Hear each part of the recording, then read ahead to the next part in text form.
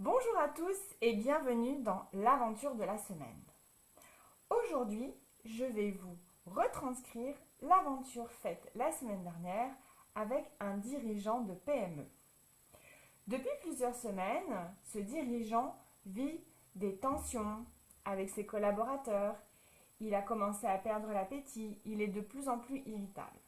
Il sent bien que quelque chose ne va pas, mais il n'arrive pas à l'identifier concrètement. Ici, j'ai déjà positionné les différentes cartes de son aventure. Mais afin de donner du piquant à cette vidéo et de la surprise, je les ai volontairement retournées. La carte de représentation qui a été choisie par notre dirigeant est les épées. C'est un choix qu'il a fait. Il n'a pas tiré à l'aveugle et il n'a pas fait de battage. Pour lui, les épées représentent avec exactitude la situation qu'il vit. Puis, nous sommes allés en aventure. Première rencontre. Ce dirigeant a rencontré la voyante, qui lui a donné le message: la seule chose que nous maîtrisons réellement est la façon dont nous voulons vivre. Puis, le symbole qu'il a choisi, c'est la bougie. Deuxième rencontre. Le mendiant, qui lui a proposé le message suivant: la liberté n'est qu'une succession d'autorisations, les vôtres.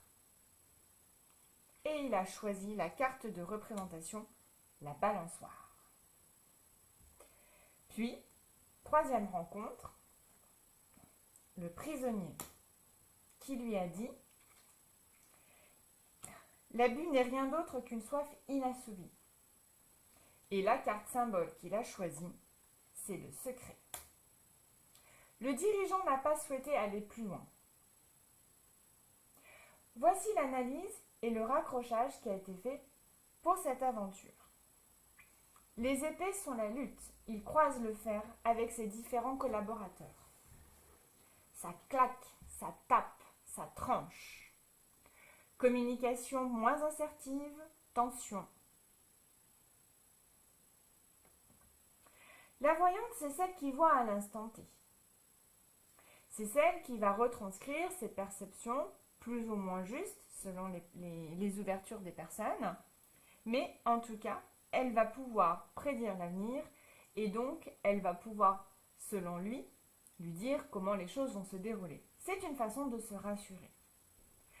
La voyante, ça peut être aussi la personne qui est lucide, la personne qui voit juste, la personne qui est en retrait et qui voit de façon limpide la situation vécue. Elle lui dit: la seule chose que nous maîtrisons réellement est la façon dont nous voulons vivre. Les questions qui ont été posées: est-ce qu'aujourd'hui, vous vivez au sein de votre entreprise quelque chose qui vous ressemble? Est-ce que vos valeurs sont appliquées? Comment est-ce que cela se manifeste au quotidien? Pouvez-vous dire que vous êtes épanoui au sein de votre entreprise? Sinon, pourquoi? La bougie, c'est l'idée, c'est le chemin, c'est la petite ouverture, c'est le petit éclairage de ce qui est en train de se passer, de ce qui est en train de se jouer. Mais c'est aussi le petit éclairage d'un début de compréhension de la situation. Le mendiant. Ici, le dirigeant s'est senti quand même concerné, parce qu'il avait l'impression de mendier finalement auprès de ses collaborateurs afin de faire en sorte que la situation n'explose pas. Sauf qu'au lieu d'être dans une posture finalement où il est dans quelque chose de très collaboratif, eh bien en fait, il est plutôt là avec sa gamelle en train de demander: faites s'il vous plaît, aidez-moi s'il vous plaît. Bon, c'est un peu caricatural, certes, mais c'est l'idée. Le mendiant lui dit que la liberté n'est qu'une succession d'autorisations, les vôtres. Les questions qui ont été posées aux dirigeants ont été: est-ce que vous avez l'impression que dans la qualité de vos collaborations, vous êtes plutôt dans quelque chose où vous demandez l'autorisation à autrui, ou est-ce que c'est vous qui, en fait, posez les limites?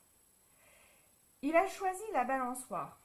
Pour lui, c'est une représentation très pertinente de ce qu'il vit émotionnellement. Ça avance, ça recule, ça va haut, ça va moins haut. Et ce mouvement de balancier est quelque chose qui lui donnait mal au cœur. Enfin, troisième rencontre, le prisonnier. L'abus n'est rien d'autre qu'une soif inassouvie. Et la carte de symbole qui a été choisie par le dirigeant, c'est le secret. L'abus n'est rien d'autre qu'une soif inassouvie. Effectivement, plus vous permettez à quelqu'un d'avoir de l'emprise ou d'abuser d'une gentillesse, d'une situation ou d'un cadeau, plus finalement elle sera en demande, à condition que les limites ne soient pas posées ou que le cadre ne soit pas redéfini. Le cadre du secret, c'est ce qui n'est pas dit, mais c'est aussi ce qui n'est pas su. Donc, la question a été, est-ce qu'il y a des choses dont vous n'êtes pas au courant ou est-ce qu'il y a des choses que vous pressentez et que pour l'instant, vous n'avez pas osé aller demander. Les actions qui ont été proposées pour ce dirigeant sont: